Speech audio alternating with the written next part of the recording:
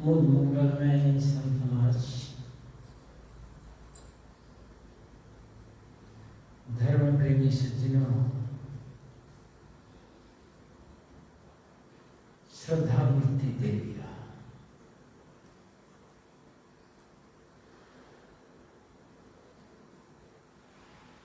बीजक हिंडोला प्रकरण की 3 पंक्तियों पर थोड़ी चर्चा हम करेंगे।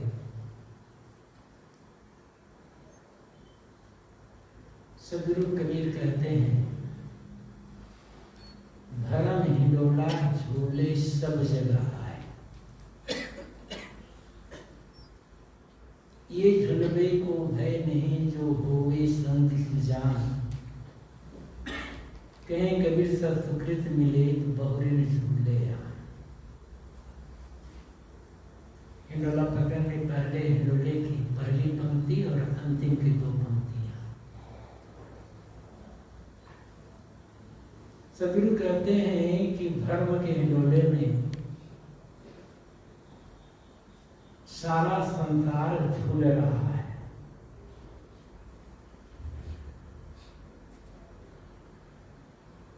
भ्रम, जो जहां ना हो उसको वहां समझ लेना, जो जैसा ना हो उसको वैसा समझ लेना, कुछ को कुछ अन्य मान लेना, यह भ्रम है।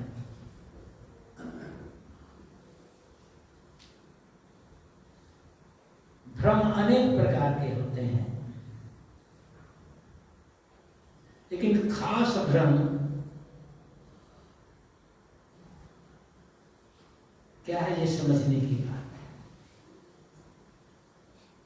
जब भ्रम की बात आती है तो हम ये मान लेते हैं कि भूत प्रेत जादू टोना ग्रह गगन दिशा सूर शकुन अपशकुन देवी देवादि स्वर्ग नरक, यही भ्रम है।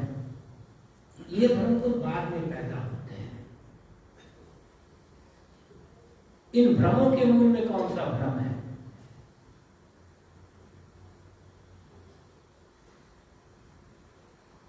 सबसे बड़ा भ्रम है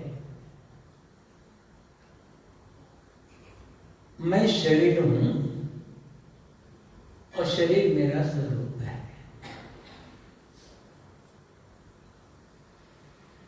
और यहीं से सारे भ्रम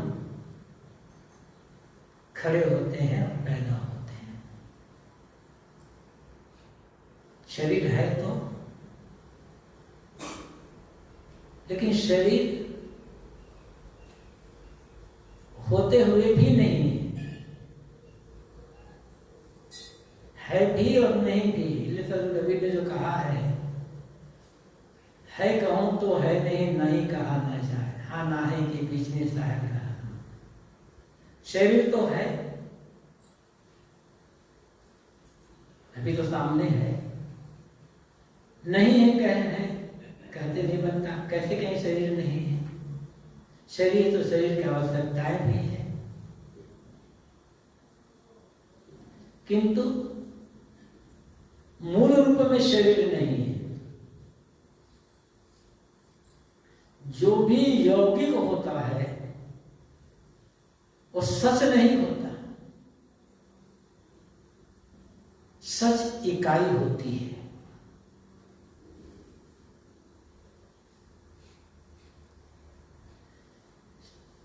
हमारा शरीर है वर्तमान में, कैसे है वह शरीर? जड़ और चेतन के संयोग से यह शरीर बना है। मिट्टी, पानी, आग, हवा, ये जड़ तत्व है। अब जब देखें, मिट्टी में शरीर है कि पानी में कि आग में कि हवा में?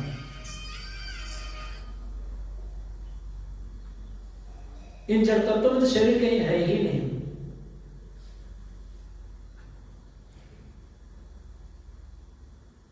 अच्छा, चेतन में शरीर है तो चेतन तो शुद्ध है, उसमें शरीर हो नहीं सकता।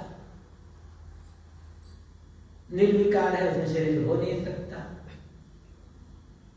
मिट्टी पानी आग हवा ये जो जड़ तत्व है विकारी जरूर है, किंतु उनमें शरीर है नहीं। तो मूल रूप में शरीर कहाँ है? इकाई में देखें, जड़ तत्व है और चेतन है, ये दोनों तो है। न जड़ को हम इंकार कर सकते हैं, न चेतन की इंकार कर सकते हैं, दोनों है।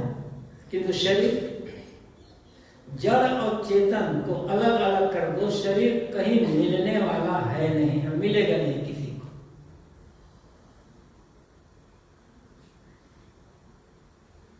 इन दोनों के संयोग से बना है तो भ्रम है ये।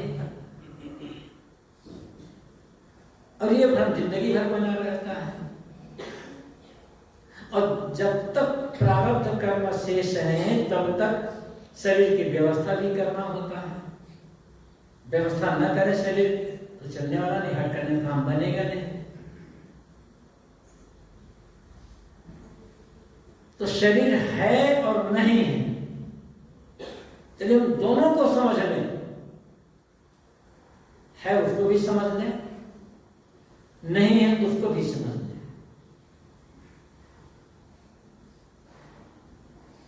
यहां जितने भी लोग बैठे हैं,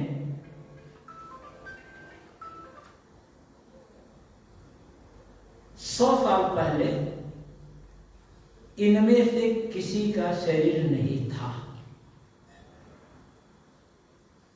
अस्तित्व में ही नहीं था।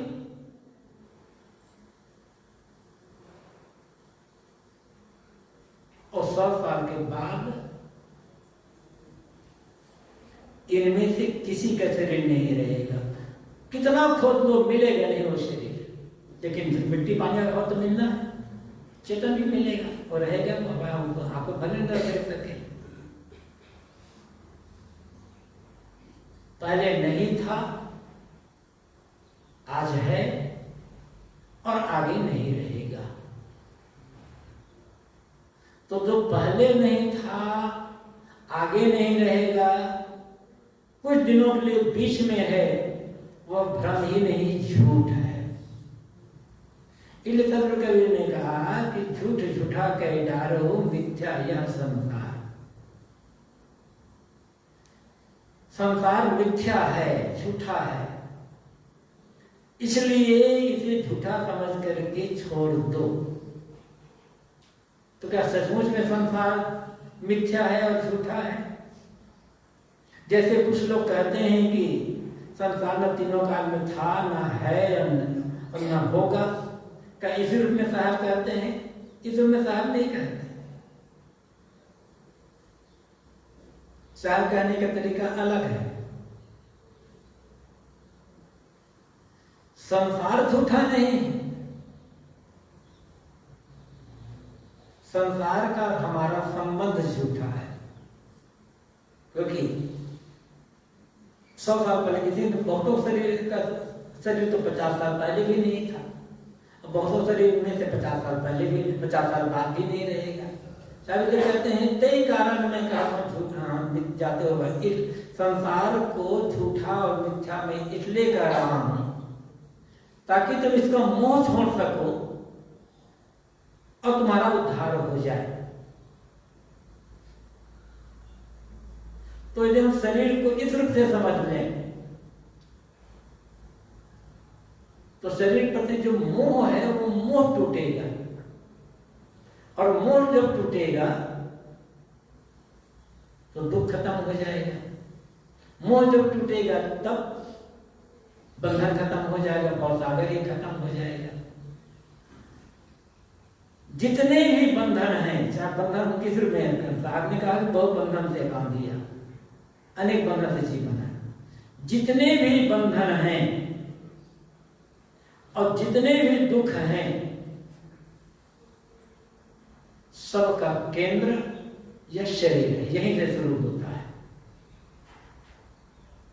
शरीर ना होता तो कौन सा बंधन होता, और शरीर नहीं रहेगा तो कौन सा दुख होगा। जब शरीर नहीं था तो इस शरीर संबंधित जो दुख है वो कहां था?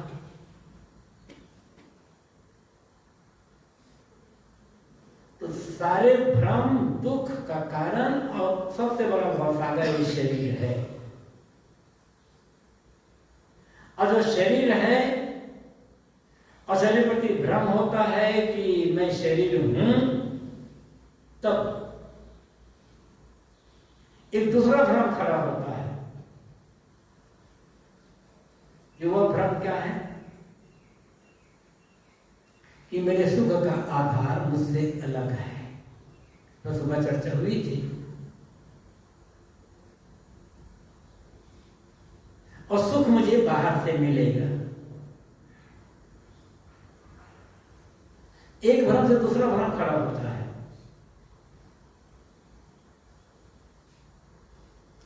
फिर आदमी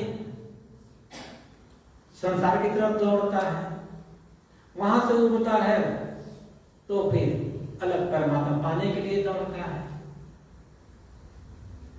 और जब संसार की तरफ दौड़ता है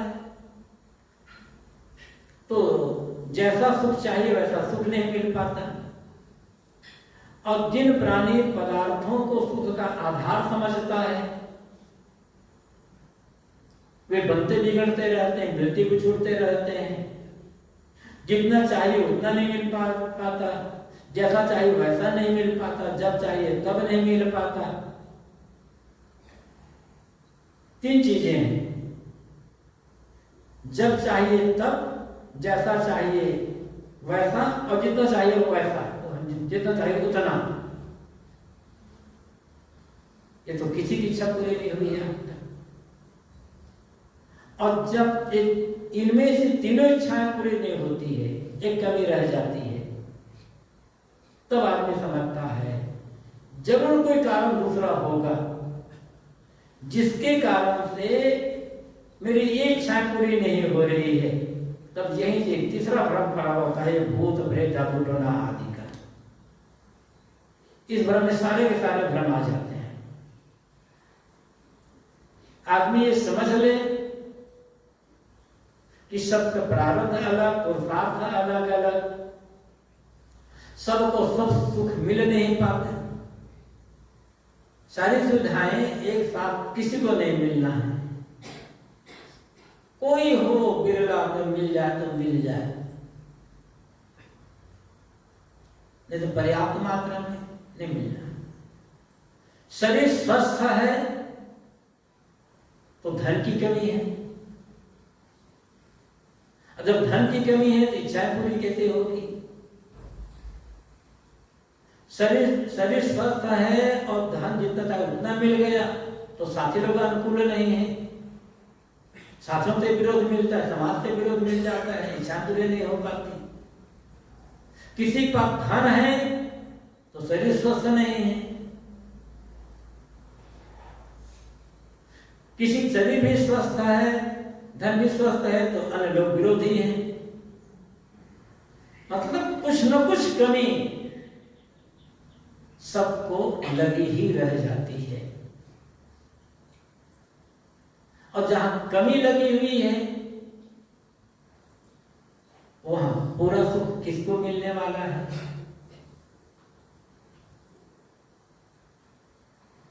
तो मैं शरीर हूं, यह भ्रम है सबसे बड़ा भ्रम। और इस हिंडोला में सब जुड़ रहे हैं। और शरीर हूं तो मेरा सुख का धार बाहर है, यह भ्रम खड़ा होता है। और ये ऐसा भ्रम है कि यह भ्रम समझ में आता ही नहीं कभी।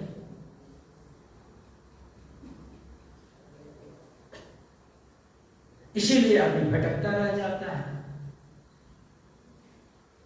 प्रश्न होता है कि क्या कोई भ्रम से मुक्त हो सकता है। ये जो भ्रम का हिंडोला है, जिस हिंडोले में संसार के सारे मनुष्य, सारे जीव झूल रहे हैं,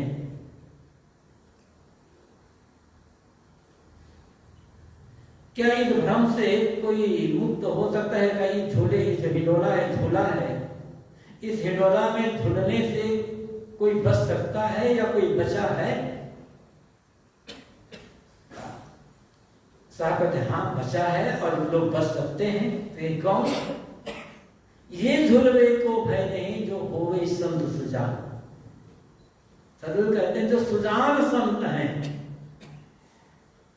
उन्हें झूले में झूलने का कोई भ्रम और भय नहीं होगा। वैसे तो संत कहने मात्र से काम बन जाएगा, लेकिन साहब सुजान संत की बात करते हैं, क्योंकि संत के वेश में भी अनेक लोग भ्रम में पड़े हुए हैं। जैसे गुरु, तो गुरु कहने मात्र से काम पूरा हो जाता है। गुरु मतलब जो जाग गया, जिसकी मोह निद्रा, अज्ञान अविद्या की निद्रा टूट चुकी है, वह गुरु है। गुरु मतलब है जागा हुआ, तो गुरु कहने से काम बन जाता है। किंतु गुरु के नाम पर भी ऐसे लोग गुरु हो गए हैं जो घोर अविद्या में पड़े हुए, मोह में पड़े हुए हैं। तो इसलिए कहा गया सदगुरु।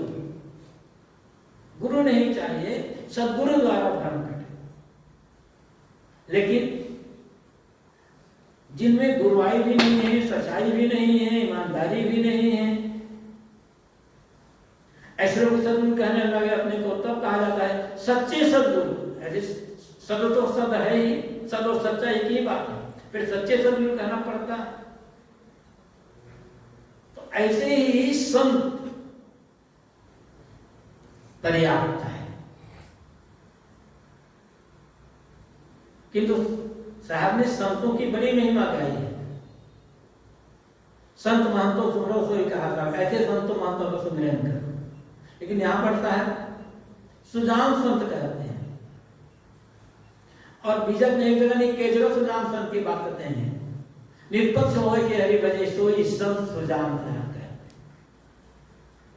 तो ये भ्रम का जो हिंडोला है, जिसमें सारे के सारे जीव झूल रहे हैं, इसे बतेगा कौन?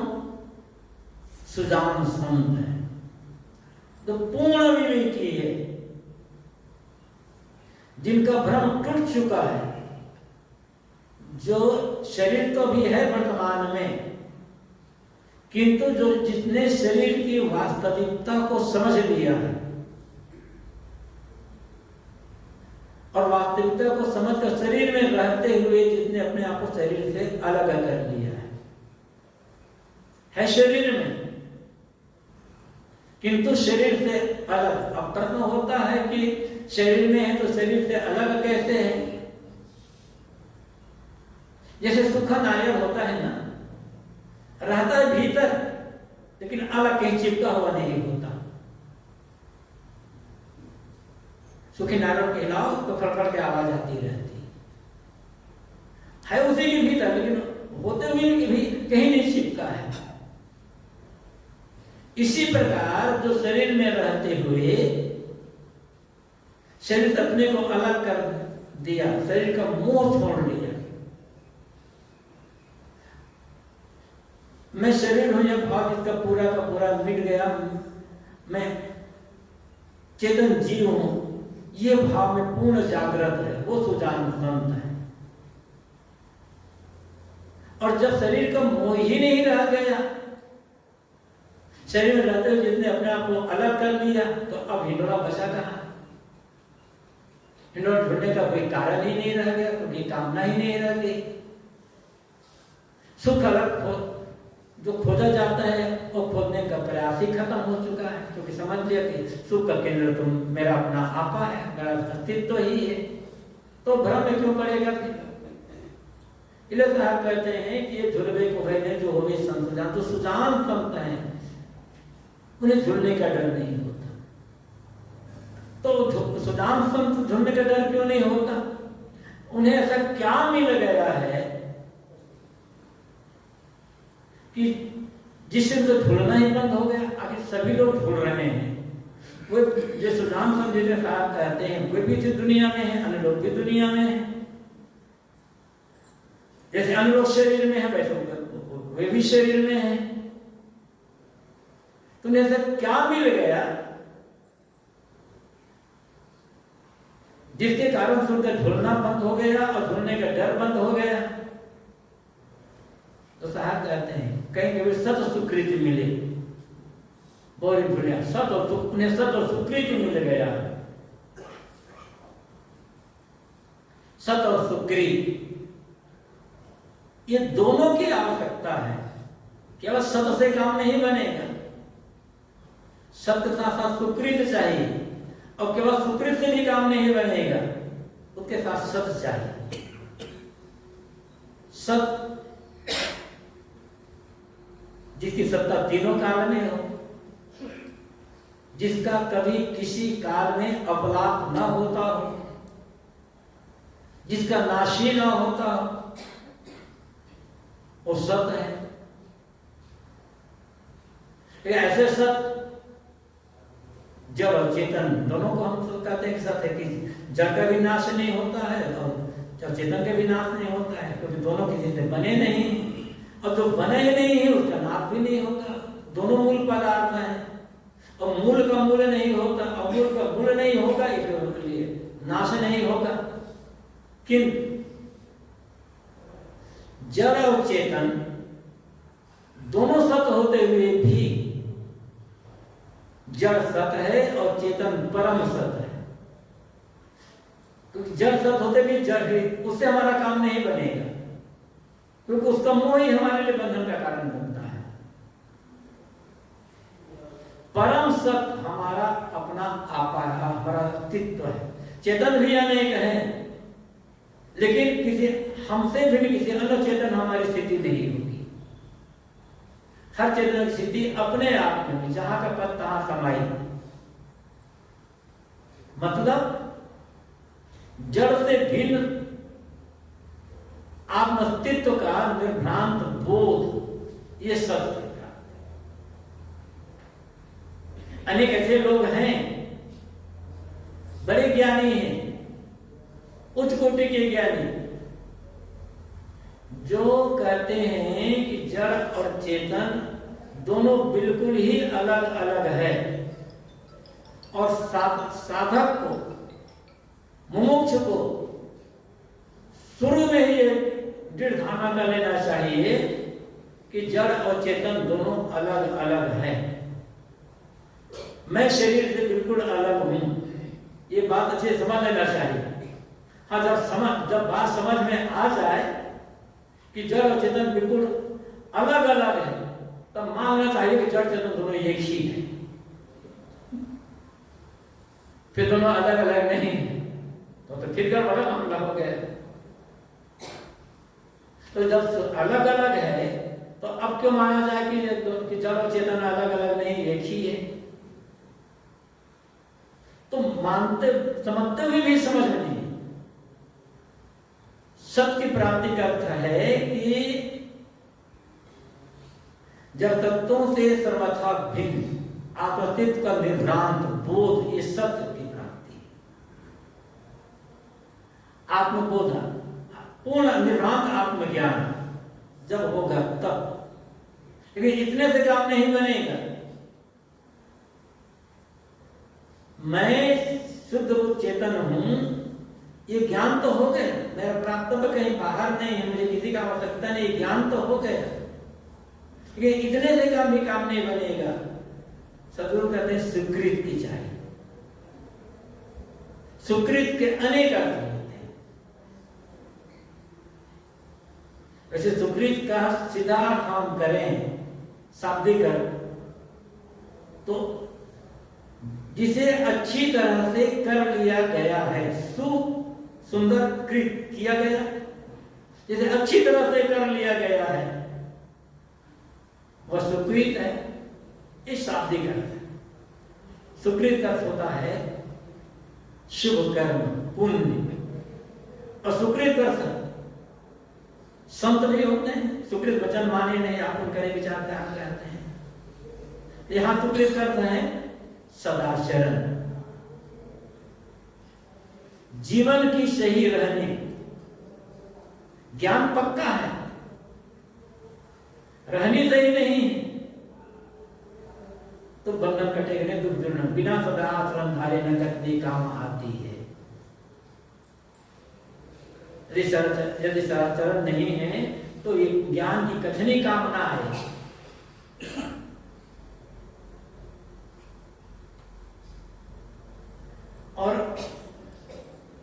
कठिनाई कहां आती है? रहने में, सदाचरण में, क्योंकि आदत बिगड़ी हुई है, इंद्रियां बहिर्मुख हैं, अपने अपने विषयों तरफ लालायित हैं। उन आदतों को जीतना कठिन होता है, क्योंकि आदतों के पीछे सुख का भ्रम है।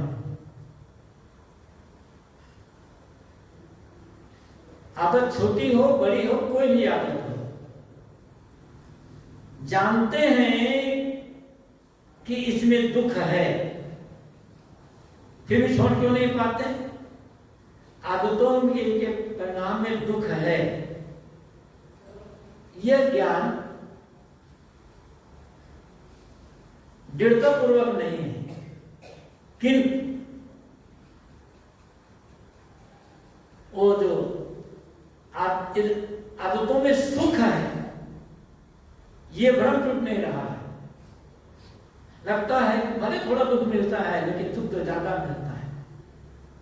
वही बात उदाहरण याद आ गया, अनेक बार कहा हूं।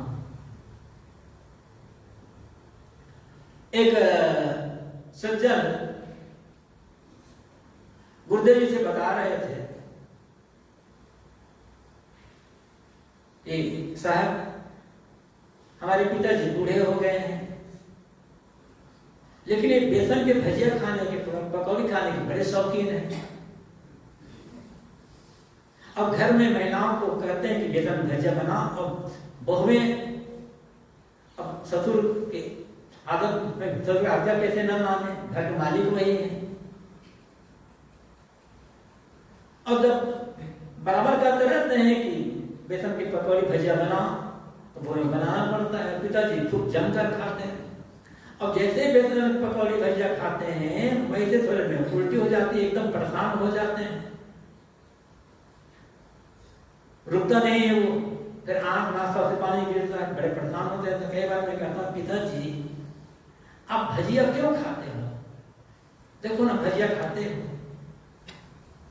और खाने के बाद उल्टी हो जाती, कितनी परेशानी होती है। पिताजी कहते हैं, बेटा भजिया खाने में जितना आनंद आता है ना, उल्टी होती तकलीफ नहीं होती।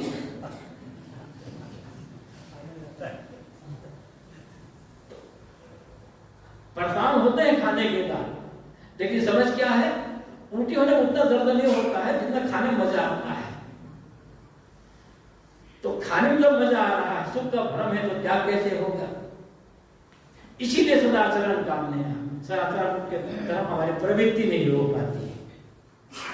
और बिना सदाचरण के, बिना दृढ़ संयम के, बिना दृढ़ निश्चय के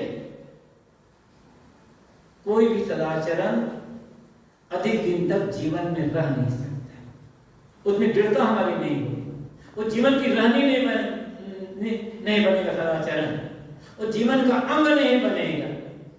अब जब तक कोई भी आचरण हमारे जीवन का अंग नहीं बन जाएगा, जीवन का एक अंश नहीं बन जाएगा, तब तक उसमें स्थिरता नहीं आने वाली। स्थिरता के तक अंत बनेगा और तब काम बनेगा।